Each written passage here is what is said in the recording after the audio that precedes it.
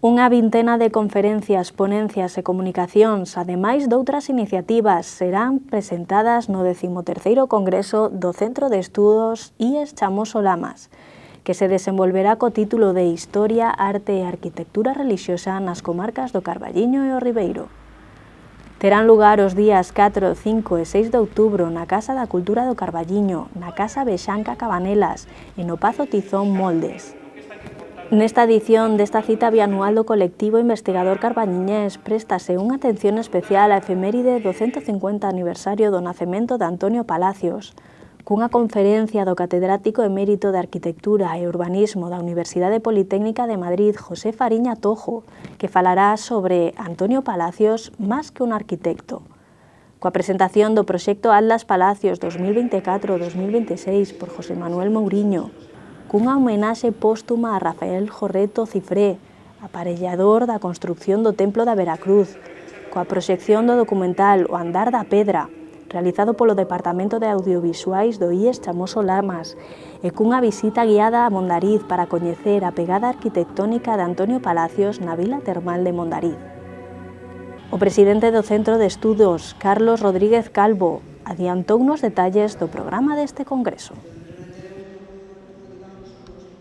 E precisamente Palacios vai estar moi presente tamén con outras cousas, porque ese mesmo día, un pouco antes desta conferencia,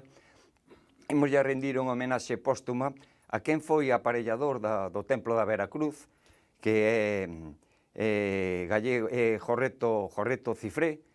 o aparellador Jorreto Cifré. Vamos a rendir unha homenaxe póstuma. E teremos máis actividades, por exemplo, José Manuel Mouriño, documentalista carballiñés, vai nos actualizar como está ese gran proxecto que puxo en marcha de Palacios, o proxecto Atlas Palacios 2024-2026 e algunha outra actividade. Por exemplo, imos a facer unha excursión o sábado pola mañá a Mondariz Balneario para coñecer a pegada arquitectónica de Antonio Palacios en Mondariz, que foi tamén moi importante. A verdade é que temos xa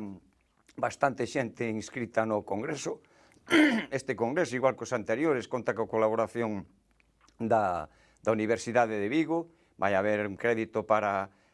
os estudantes que se matriculen e nos esperamos, desde logo, que haxa moita aceptación, porque é un programa moi denso. Logo, o sábado, estaremos na nosa sede de Cabanelas, e o domingo pola tarde ímolo clausurar na adega Pazo Tizón, que é un marco extraordinario para clausurar o Congreso. Como digo, é moi fácil inscribirse, a inscripción é totalmente gratuita, hai que entrar na página web, nunha nova página web do Centro de Estudios Chamoso Lamas, e aí nada, hai unha folliña de inscripción para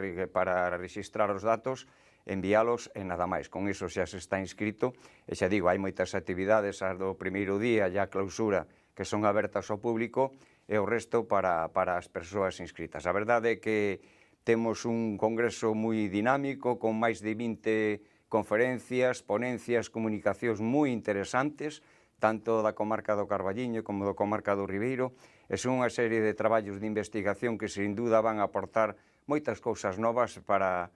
seguir coñecendo e divulgando este rico patrimonio natural, patrimonio histórico, patrimonio cultural que temos aquí no Carballiño e no Ribeiro.